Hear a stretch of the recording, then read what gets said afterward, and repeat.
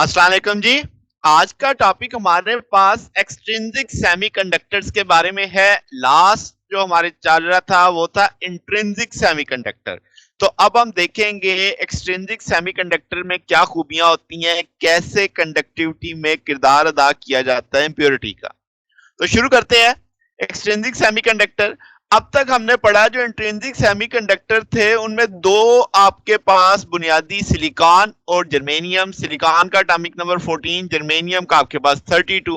और इनका जो बैंड गैप था, सिलिकॉन में 1.1 इलेक्ट्रॉन वोल्ट है, जर्मेनियम में 0.67 या 66 इलेक्ट्रॉन वोल्ट है। अब अगर हम इनके साथ इंप्योरिटी ऐड कर दें, तो अगर यानी इनको डोप हम कर दें किसी इंप्योरिटी के साथ ताकि इनसे ज्यादा फायदा उठाया जा सके, तो ये जो मिलावट शुदा सेमीकंडक्टर होंगे इनको एक्सट्रिंसिक सेमीकंडक्टर कहा जाएगा। अब मिलावट ऐसी नहीं की जाती, मिलावट सोच समझ के की जाती है। तो ये जैसे मैंने लिखा है कि डेलिब्रेट एडिशन है आपके पास कि आपने सिलिकॉन में या जर्मेनियम में कोई इंप्योरिटी मिलानी है, उस अमल को डोपिंग कहेंगे। अब डोपिंग होती कितनी है, तो ये जो डोपिंग होती है इंतहाई कम, यानी कि आप समझो मिलियन 10 लाख में एक एटम कहीं डाला जाता है। ठीक होगी बात। तो इसका मतलब कोई ये बड़े पैमाने वाली मिलावट नहीं है कि आपने मिलियन पार्ट ऑफ होस्ट में यानी सिलिकॉन या जर्मेनियम में एक फ्यू पार्ट जिसे हम कह रहे हैं वो आपने इंप्योरिटी ऐड करनी है। अब जैसे आपको पता है सिलिकॉन जर्मेनियम फोर्थ ग्रुप से बिलोंग करते हैं। अब जो मिलावट होगी, जो डोपिंग होगी, वो आपने या थर्ड से लेनी है या फिफ्थ से लेनी है। एट द एंड आपको आज के टॉपिक के बाद ये भी समझ आ जाएगा थर्ड और फिफ्थ ही क्यों, और क्यों कोई नहीं। ठीक है। तो आपके पास जाहिर है ये फोर्थ ग्रुप में है, तो दाएं बाएं वाले ग्रुप से हमने इंप्योरिटी उठा ली। थर्ड ग्रुप में मतलब है कि आउटर मोस्ट में 3 इलेक्ट्रॉन, तो इसका मतलब कोवलेंट बॉन्ड चौथे से बनाने के लिए एक इलेक्ट्रॉन की कमी है। फिफ्थ ग्रुप का मतलब एक इलेक्ट्रॉन इजाफी, जो क्योंकि चौथे के पास तो 4 इलेक्ट्रॉन है।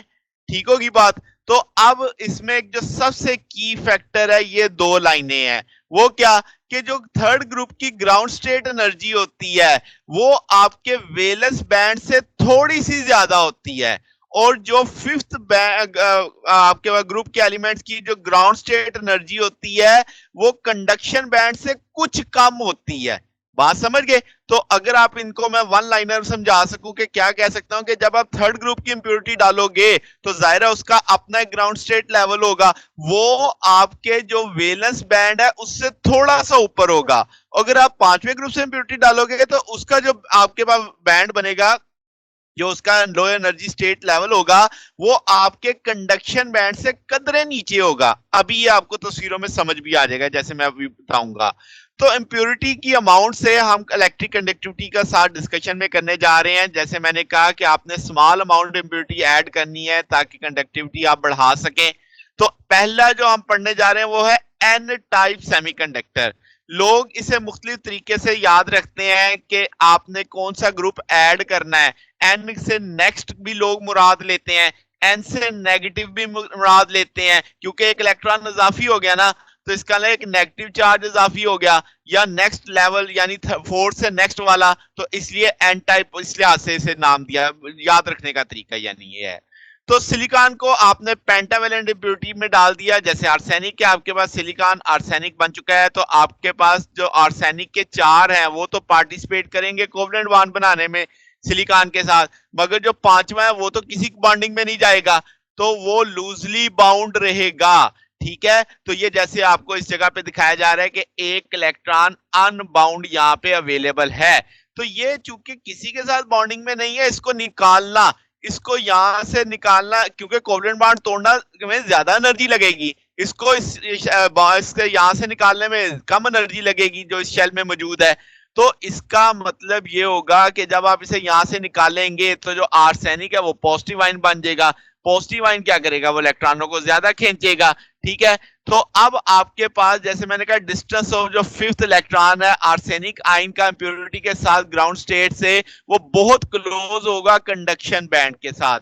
जैसे आप यहां से समझ लें कि यहां से जो ये इलेक्ट्रॉन निकलेगा, ये आपका वो जो बीच में डोनर बैंड आप जिसे कह रहे हो ना, ये वो जो आपने पांचवें ग्रुप की इंप्योरिटी डाली थी उसका अपना एनर्जी लेवल जो होगा, यहां से फिफ्थ जो उसका एक इलेक्ट्रॉन है वो निकल के कंडक्शन में जा सकता है और थर्मली जा सकता है, क्योंकि ये इंतहाई कम है, 0.01 इलेक्ट्रॉन वोल्ट एनर्जी सिर्फ इसे चाहिए। तो डोनर से भी इलेक्ट्रॉन कंडक्शन में पहुंचेगा और वेलेंस से भी इलेक्ट्रॉन ने पहुंचना है, क्योंकि आपके हमने पीछे लास्ट में पढ़ के आए हैं कि वेलेंस से भी। तो अब इसका मतलब ये हुआ कंडक्शन बैंड तक पहुंचने वाले इलेक्ट्रॉन अब सिर्फ वेलेंस से नहीं आ रहे, वो डोनर बैंड से भी आ रहा है, वो वेलेंस बैंड से भी आ रहा है।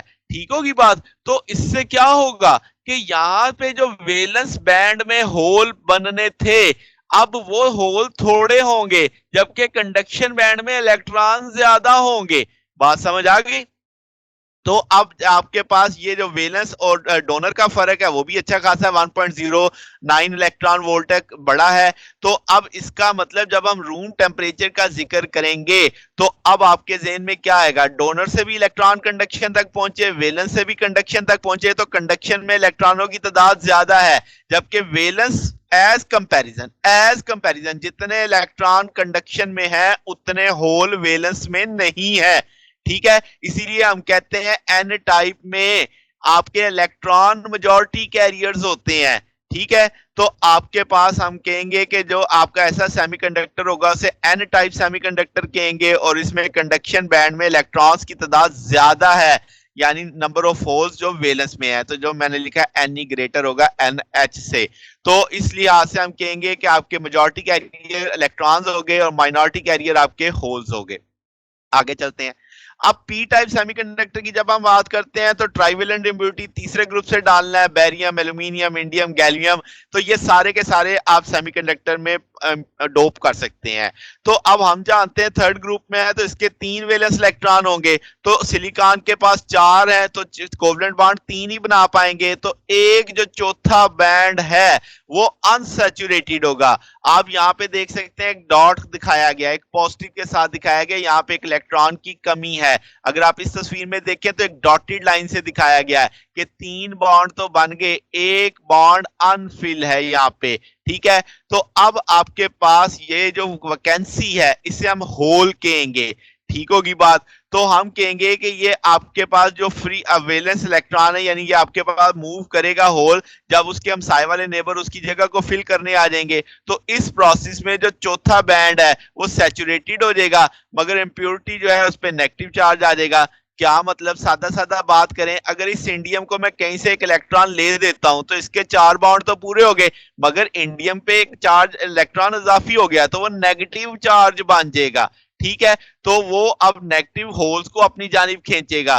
तो ये जो फोर्स ऑफ अट्रैक्शन है होल्स और जो इंडियम आयंस के बीच में होगी तो वो होल उसके ऑर्बिट में एक तरह से मूव करेगा। तो आपके पास अगर हम यहां से देखें तो जो आपने थर्ड ग्रुप की डोपिंग की है तो उसका जो ग्राउंड स्टेट लेवल है वो वेलेंस के करीब है। अब क्या होगा कि यहां से वेलेंस से इलेक्ट्रॉन निकलेंगे, या ये अभी अभी मैंने आपको समझाया कि ये जो अब बैंड बना है इसको अट्रैक्शन है इसकी किसके साथ, यानी ये इलेक्ट्रॉन्स लेगा यहां से, क्योंकि इसको एक इलेक्ट्रॉन अपना फिल करने कोवलेंट बॉन्ड बनाने के लिए चाहिए। तो वेलेंस से अब जो इलेक्ट्रॉन निकलेंगे वो जाएंगे किस में, कंडक्शन में। वेलेंस से जो इलेक्ट्रॉन निकलेंगे वो जाएंगे ससेप्टर बैंड में। तो इसका मतलब क्या हुआ कि यहां से निकलने वाले जो इलेक्ट्रॉन हैं वो कंडक्शन में भी जा रहे हैं, एक्सेप्टर में भी जा रहे हैं।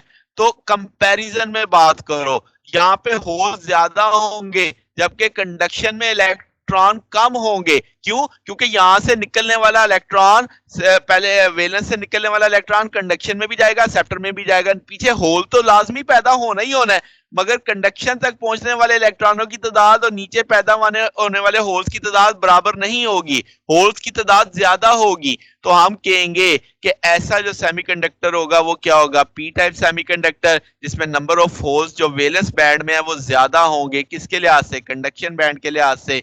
तो ये जनाब आपके जो होल्स है अब मेजॉरिटी कैरियर का किरदार अदा करेंगे, माइनॉरिटी कैरियर्स में कौन हो जाएंगे, आपके पास पी टाइप आ जाएंगे। अच्छा, हमने ये भी पढ़ा लास्ट वाले लेक्चर में कि इलेक्ट्रॉन कंडक्शन बैंड में और होल्स वेलेंट बैंड में कंट्रीब्यूट करते हैं कंडक्शन प्रॉपर्टीज के लिए। तो ये जो इलेक्ट्रिकल कंडक्टिविटी है यानी आपकी इंट्रिंसिक सेमीकंडक्टर के लिए डिस्कस होती है। अच्छा, तो अब ये जो हमने जैसे बात की कि एक्सट्रिंसिक सेमीकंडक्टर को हमने डिस्कशन किया है, तो इसका मतलब इसमें मिक्स बॉन्डिंग चल रही है, इसमें पार्शली आयनिक क्या है, पार्शली कोवलेंट बॉन्ड है। तो जो डोनर इंप्योरिटी है आपके पास जो हम डोपिंग में इस्तेमाल कर रहे हैं वो डोनर बैंड्स बना रही हैं, ठीक है। और ये डोनर बैंड्स किसके करीब है? कंडक्शन के करीब है, ठीक है। तो आपके पास कैरियर जो होंगे वो यानी ज्यादा मिकदार में हो जाएंगे रूम टेम्परेचर पे। इसी तरीके से जो सेप्टर है वो आपके पास सेप्टर बॉन्ड बना रही हैं और ये आपके पास वैलेंस बैंड के करीब होंगे।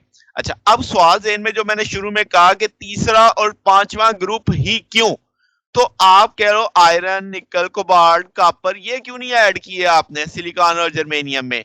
क्यों? क्योंकि ये जो इंप्योरिटी बैंड बनाएंगे वो आपके वैलेंस और कंडक्शन बैंड से रिमूव हो जाएगा, बाहर हो जाएगा, तो वो सूटेबल ही नहीं है आपके डोपिंग मटेरियल के लिए। बात समझ आ गई? तो इसलिए हम इनको इस्तेमाल नहीं करते, इनको प्रेफर नहीं करते। तो ये हमारे पास बुनियादी मकसद होता है। उम्मीद है कि आपको ये टॉपिक समझ आ गया होगा। आज के लिए इतना ही। अगर आपको इसमें कोई बात पूछनी हो, डाउट हो, तो नीचे कमेंट्स में पूछ सकते हैं। वीडियो अच्छी लगी हो तो वीडियो को लाइक कीजिएगा, दोस्तों के साथ शेयर कीजिएगा, चैनल को सब्सक्राइब कर दीजिएगा। अब तक के लिए इतना ही, बाकी इंशाल्लाह फिर नेक्स्ट देखेंगे। ओके, अल्लाह हाफिज।